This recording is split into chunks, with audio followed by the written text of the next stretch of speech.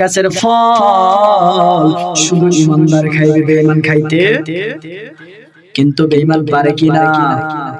যে নামাজ পড়ে না সেও পুকুরের মাছ খায়, যে নামাজ পড়ে না সেও একই গাছের ফল খাওয়ায় কে? তাহলে আল্লাহর ভালোবাসা সমান, কাউকে কম ভালোবাসে আর কাউকে বেশি ভালোবাসে এমনটা আছে কিনা?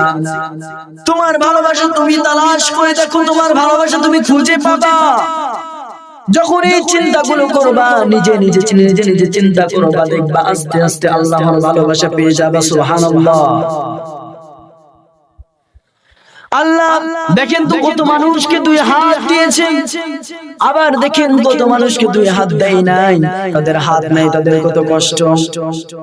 আল্লাহ চাইলে তো তোমার হাতটাও না দিতে পারতো, পারতো কিনা? তোমার হাতও তো নাও দিতে পারতো, কিন্তু তোমাকে দিল কেন? বড় বেশি ভালোবাসেন, বড় বেশি আদর করেন, ঠিক কিনা? তাহলে আল্লাহর ভালোবাসা আমাদের বেশি, ঠিক কিনা? তাহলে আল্লাহ আমাদেরকে অনেক ভালোবাসেন। তাহলে আল্লাহর জন্য আমরা কি করি? জোরে বলতে হবে। আল্লাহ একটা হুকুম দিয়েছেন, বান্দা তুমি যদি আমার সাথে কথা বলতে চাও তাহলে তুমি 5 ওয়াক্ত মসজিদে আসো।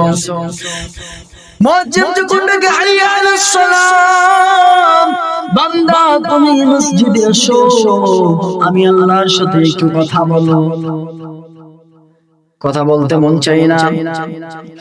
যখন মসজিদে যাও, আল্লাহর ঘরে যখন সিজদা দাও, আল্লাহ তখন খুশি হয়ে যায়।